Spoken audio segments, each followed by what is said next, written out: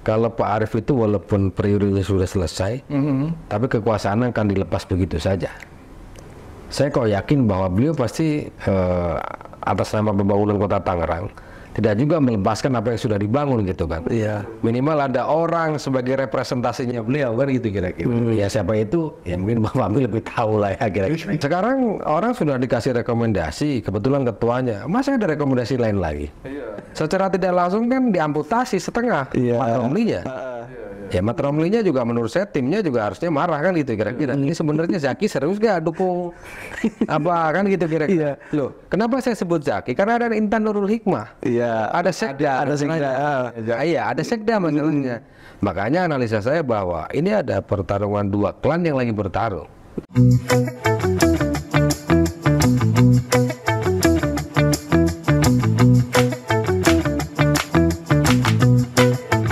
Kita ke Pilkada Tangerang Raya, kita ke Kota Tangerang dulu. Sampai sejauh ini kalau informasi yang kita dapat itu yang kita tahu, dan banyak berita-berita yang sudah kita beritakan juga, calon wali kotanya hanya Sahrudin terus Yang muncul. Ada sih memang calon lain, tapi kelihatannya kayak nanggung gitu.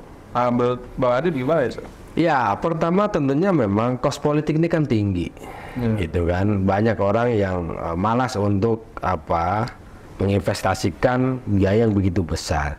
Inilah dampak demokrasi yang begitu transaksional kan gitu kira-kira. Ya, kadang money politik kan ibarat kayak kentut kan gitu. Baunya ada tapi susah untuk dibuktikan, padahal ada. Kan gitu kira-kira. Dan ini dalam tanda kutip sudah menjadi rahasia umum kan gitu kira-kira. Makanya terkait Kota Tangerang memang ya wajar lah ya kalau Sahrudin itu mungkin punya popularitas yang tinggi. Ya memang 10 tahun investasinya sudah ada, wakilnya Arief. Yang kedua adalah kebetulan mesin partainya lagi on fire juga kan, dan dia adalah ketuanya gitu.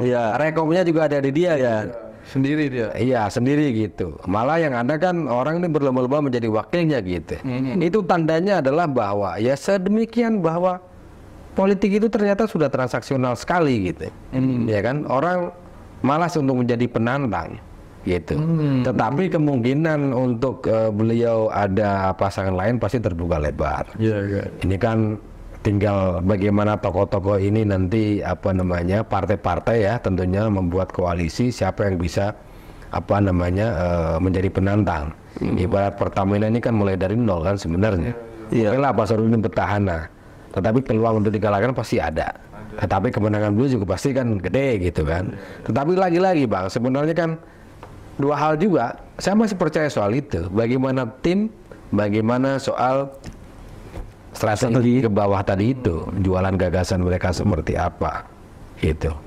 Nah, yang menjadi miris sekali kan ya partai-partai ini sendiri belum mengajukan tokoh atau membranding tokoh. Ini kan menjadi masalah PDIP. Siapa yang mau di branding? Sekarang itu jelas gitu. Penjaringan bukan pendaftaran. Jaringan. Dia tidak ada calon internal yang kuat juga kan di PDI. Ya Demokrat misalnya atau Syukur misalnya bisa maju atau anaknya WH Fadlin misalnya. Yang saya dengar saya baca berita di Fadlin juga ada namanya Angga anaknya Pak Ben misalnya. Yang saya juga kan gitu kira-kira. Adalah mungkin istrinya Pak Arief misalnya. Saya kira semuanya masih dinamis ya. Cuman mungkin Pak Sahrudin tertolong dan atau punya keuntungan karena beliau memang petahana dalam tanda kutip 10 tahun dan ini Pak Arief itu adalah investasi politik yang menurut saya besar juga gitu loh. Nah makanya tadi tergantung bagaimana siapa penantangnya sebenarnya dan itu pasti masih terbuka lah. Waktu juga masih 3 bulan. Saya lihat PKS itu gerak-geriknya juga bagus. Saya lihat upaya dia untuk memperkuat koalisi ya karena dia PKS itu saya dengar PKS Kota Tangerang itu saya dengar sudah ketemu Nasdem, sudah ketemu PKB. Kalau PKS tidak terlalu mengejutkan ya, karena DNA-nya dalam tanda kutip kan memang oposisi mau dari pusat dari mana. Tapi ingat kelebihan PKS adalah militansi kadernya kuat. Itu yang menurut saya tidak bisa dinafikan. Ya kan dia calonnya Hilmi Fuad tuh kalau yang. Ya itulah. menurut saya Fuad pernah sama Syukur dan kalah waktu itu lawannya Arif. Ya, apapun itu kita patut acungi jempol ya bahwa PKS itu tetap mengusung kadernya sendiri. Itu yang keren memang. Itulah kader yang berkeringat harus diusung. Rata-rata kan ya parpol itu kan transaksional. Kalau menang belakangan yang penting Ya. berjuang dulu. Iya dong. Ya luar biasa ya. Justru malah yang sering saya kritik di kota Tangerang ini adalah PDI Perjuangan. Kader militansinya itu hampir mirip-mirip PKS, tetapi selalu gagal memunculkan calonnya sendiri. Gitu. Ya kalau sekarang kan yang ada banyak di PDI itu ya. Iya. Ada ketuanya Gatot Wibowo, Iya. ada Marinus Gea, Ada Andri misalnya. Andri itu juga anak muda yang menurut saya visioner. Coba pertarungan itu kan gitu. Dan terpenting adalah bagaimana tadi Bang, saya katakan bahwa ada tim, ada gagasan ditawarkan. Sudah itu aja misalnya. Iya. Ketika kota Tangerang macet, ketika banjir, ketika ini apa yang ditawarkan kepada publik? Ya. Orang Tangerang sudah naik levelnya pada tataran itu. Bukan gua dapat berapa, gitu kira-kira ya. Iya. Karena apa ya, konsep kaum urban itu sudah model-model seperti itu. Ada yang money politik, tapi menurut saya tidak banyak. Tetapi ada pemilih rasional yang betul-betul tadi saya katakan, irisan elektoralnya itu adalah mereka kaum urban, cenderung mereka itu apa namanya, pemikir gitu. Pemikir itu apa? Berarti mereka sebenarnya pengen apa yang membuat maju dalam kota ini, sebenarnya itu. Nah ini kan harus dirangkai oleh tim kan gitu. Bagaimana menyebarkan visi misi gagasan yang visioner, yang inovasi, punya problem solver misalnya. Kan ini. Iya. Gitu. Kalau dari Pak Arif itu, menurut Bang Arif itu ada nggak calon yang akan jadi jagoannya Pak Arif itu? Justru itu menurut saya bahwa politik itu kekuasaan biasanya itu manis. Makanya kemungkinan kecil kalau Pak Arif itu walaupun periodenya sudah selesai, tapi kekuasaan akan dilepas begitu saja. Saya kok yakin bahwa beliau pasti atas nama pembangunan kota Tangerang tidak juga melepaskan apa yang sudah dibangun gitu kan. Iya. Minimal ada orang sebagai representasinya beliau kan gitu kira-kira. Ya siapa itu? Ya mungkin Bang Fahmi lebih tahu lah ya kira-kira. Iya. Pindah ke Kota Tangerang Selatan, seperti apa konsentrasinya? Yang saat ini baru Pak Benyamin dan Pilar yang muncul dan kemarin sudah daftar di PDIP. Saya kira berbeda dengan Kota Tangerang ya. Kalau Kota Tangerang mungkin periodenya Pak Arif sudah selesai, walaupun petahana, tapi minimal menurut saya bahwa apa namanya tidak kalau di Tangsel ini kan petahana kan, begitu. Iya. Baru satu periode. Banyak yang bilang. Ya peluangnya kayaknya kalau penantang kok ya masih terbuka menurut saya, karena kan biasanya yang melawan kan PDIP. Tapi kalau melihat pilkada Tangsel yang 2020 kan yang lawannya kan dari Gerindra kan. Ketika Gerindra sudah berkoalisi di pusat, saya kira agak susah kalau sekarang mereka harus head to head dengan Golkar gitu. Nah, saya kira bahwa Ben Pilar juga tetap Tangsel sama Bang, irisan elektoralnya itu hampir kayak mirip-mirip Kota Tangerang. Ada kaum-kaum di komplek itu yang rasional sebenarnya milihnya. Mereka tuh nggak mau mumet, yang penting jangan macet, ngurus KTP mudah. Iya, aksesnya gampang, kelar sebenarnya. Tangsel tuh malah bisa mungkin lawan kota kosong juga ya? Kemungkinan malah bisa begitu. Bisa begitu ya? Basicnya adalah tadi saya katakan bahwa investasi politik ini mahal, kosnya sudah lumayan besar gitu.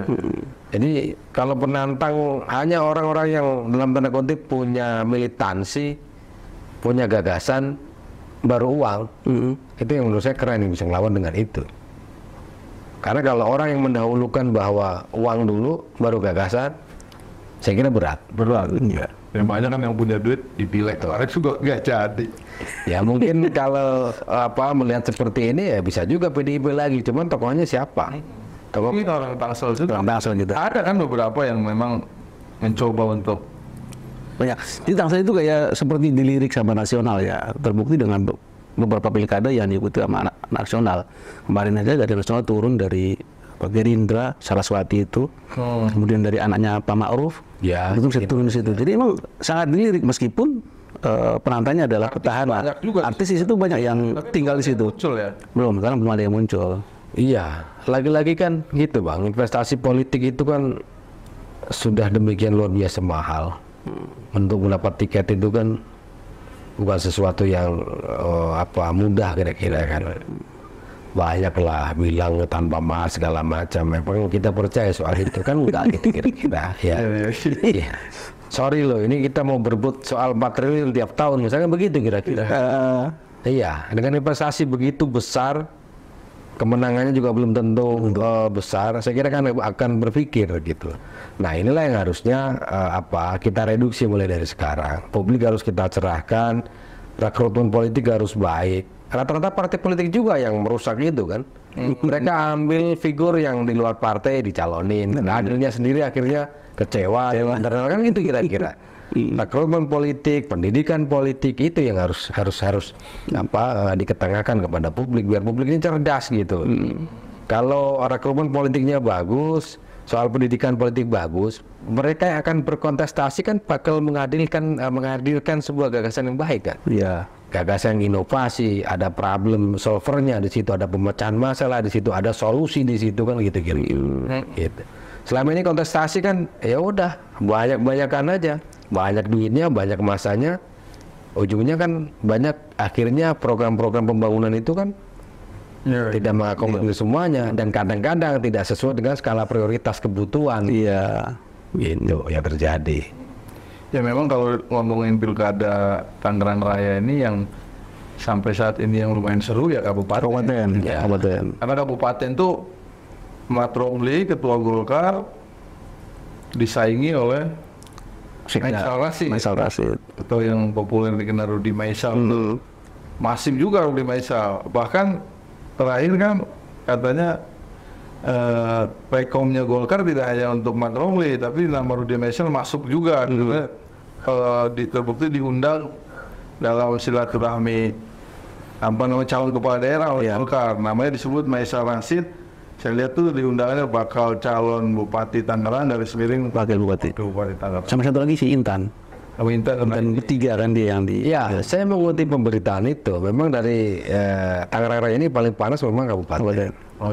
Ada beberapa hal menurut saya. Ini yang pertama, yang bermanuver. Misalnya Sekda dan Intan Nurul Hikmah punya rekomendasi keren juga yang bermanuver. Iya, itu. Makanya saya katakan ini bisa diduga memang ada dua klan yang lagi bertarung. Klannya Rau pastinya kan lewat partai, ada di Mat Romli. Kan gitu kira-kira. Rekomendasi ini kan udah lama. Atau yang kedua, ini klannya Ismail Iskandar kan gitu. Yang representasinya adalah di Rudi Maisal dan Intan. Kebetulan adiknya Zaki kan gitu kira-kira. Dinasti ini ingin dilanggengkan kan gitu kira-kira. Ini bisa dibilang tadi ya, Kabupaten Tangerang itu pertarungan dua dinasti. Selalu ingin ikut karena Airin waktu itu jadi wakil Bupati Juli Nyalon waktu itu kalah. Iya, sekarang orang sudah dikasih rekomendasi, kebetulan ketuanya, masa ada rekomendasi lain lagi? Secara tidak langsung kan diamputasi setengah Mat Romlinya. Ya Mat Romlinya juga menurut saya timnya juga harusnya marah kan gitu kira-kira. Ini sebenarnya Zaki serius gak dukung apa kan gitu kira-kira. Loh, kenapa saya sebut Zaki? Karena ada Intan Nurul Hikmah. Ada Sekda. Ada Sekda masalahnya. Makanya analisa saya bahwa ini ada pertarungan dua klan yang lagi bertarung. Saya kira wajar. Pak Ismet dengan berapa periode berkuasa, Zaki berapa periode berkuasa, apakah akan dikasih kepada orang yang menurut dia nggak confirm dengan keluarganya, dengan dia kan gitu kira-kira. Politik kan lagi musim begitu bang, musim-musim dinasti-dinastian. Walaupun dinasti sebenarnya kan nggak ada masalah, ya demokrasi, kan selalu alasannya begitu. Gitu. Nah. Makanya saya katakan juga, kalau ini akan diteruskan, berarti akan ada faksi dan friksi di Golkar itu sendiri. Makanya saya katakan juga, berpeluang kecil kalau mereka tuh bisa disatukan. Atau mengawinkan, Romli bupatinya, maksudnya Maisal Rashid wakilnya gitu. Itu nggak bisa disatukan ya? Kemungkinan. Peluangnya pasti ada, cuman kecil menurut saya. Karena apa? Apakah iya Golkar dan Golkar? Sedangkan ada partai seperti PDIP, ada Demokrat, dan mereka juga punya tokoh-tokoh yang bisa diadu dengan mereka. Ada misalnya Canawa, kan lumayan juga suaranya. Demokrat. Ada misalnya Muklis PDIP, pernah nyalon bupati juga. Nah, iya. Saya ini kebetulan nggak terlalu kenal, cuma saya lihat dari perolehan suara nyaleknya mereka gitu. Ada Khalid ketua DPRD, mungkin bisa mewakili orang Pantura. Ada yang saya lihat juga baliho siapa tuh yang orang Nasdem, Chris. Chris siapa ya? Nggak tahu lah, Chris gitu. Kalau orang tuh Pantura misalnya, sentimen kedaerahan juga pasti muncul kan. Pantura merasa terpunggungi terus misalnya. Coba misalnya kalau Mat Romli, Canawa gitu kan, ini sama Muklis, seru juga tuh. Karena nggak mungkin Pak, kenapa saya katakan peluangnya kecil? Nggak mungkin lah Golkar ketemu Golkar. Iya, karena partai lainnya mau. Perolehan kursi Pileg 2024 itu Golkar hanya 9 kalau nggak salah ya. 9 ya. Tapi menang dia. Iya betul, tapi syarat dia nggak bisa ngusung sendiri.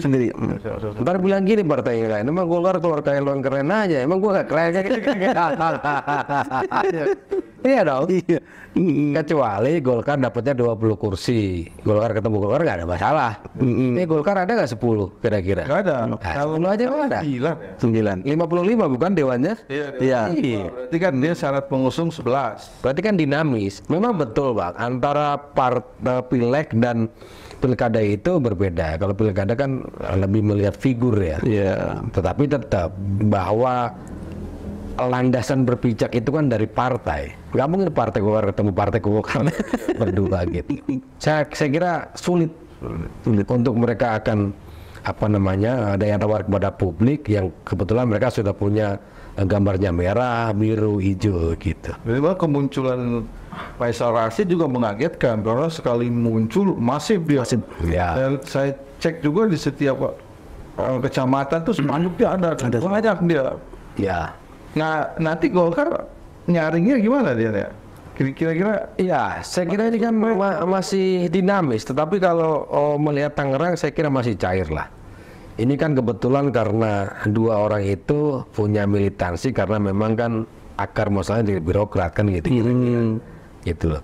Makanya saya berpikir bahwa partai-partai lain ya ayo tawarkan kepada publik apa yang mau Anda tawarkan begitu loh. Apa yang mau Anda kerjakan gitu. Ketika Anda mau berkontestasi kan itu. Tapi saya balik tadi Bang Fahmi bahwa kemungkinan kecil mereka ini bisa disatukan. Ini kan pertempuran yang baru dimulai. Ya, saya pikir di Golkar sudah ada, Golkar Kabupaten Tangerang sudah ada friksi, sudah ada faksi menurut saya.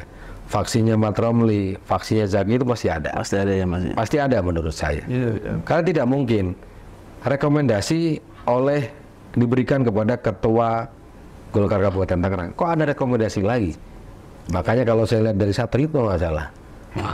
Sekretaris Golkar bilang kan namanya tuh istilahnya bukan rekomendasi apa namanya mandat. Jadi mandatnya tidak hanya kalau kota Tangerang itu kan mandatnya konsisten dia istiqomah. Sarudin yang undang silaturahmi bakal calon kepala daerah juga oleh DPP Sarudin. Nah kalau di kabupaten mandatnya Mat Romli, kemudian ada undangan silaturahmi bakal calon kepala daerah dari Golkar 3 orang. Berarti kan ada makna yang bergeser. Iya, maknanya bergeser. Tadi misalnya dibilang mandatnya kan tetap buat Mat Romli, tapi kan yang diundang 3. Iya. Jangan-jangan Golkar sendiri nggak percaya sama Mat Romli kan gitu. Yang kedua adalah jangan-jangan ada yang operasi juga ini. Kan gitu kira. Iya dong.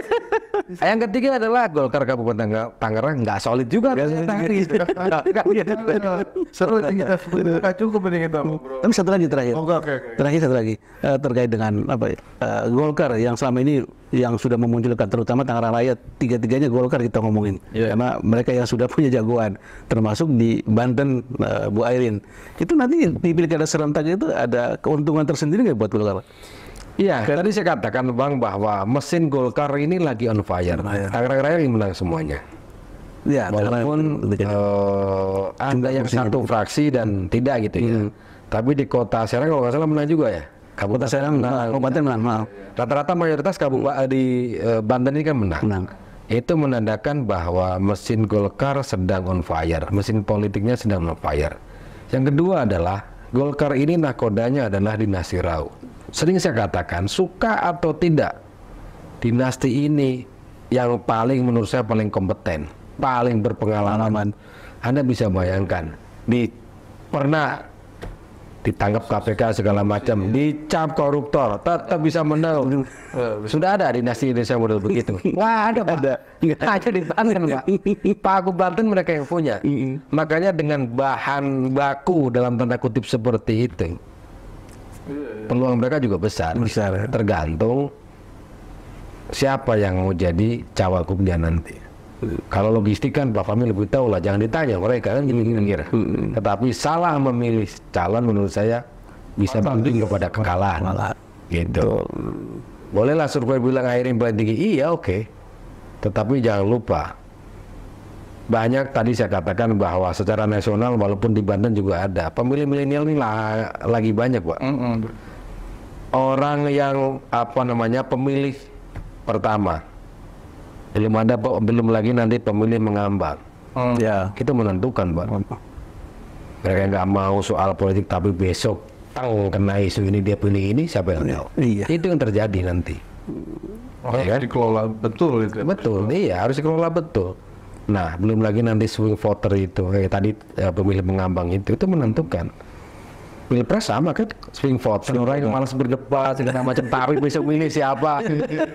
Saya meyakini itu Pak. Iya gitu. Nah, inilah tadi saya katakan juga ada pemilih rasional yang didominasi oleh daerah-daerah urban seperti Tangerang Raya. Biasanya kalau anak-anak muda itu benci.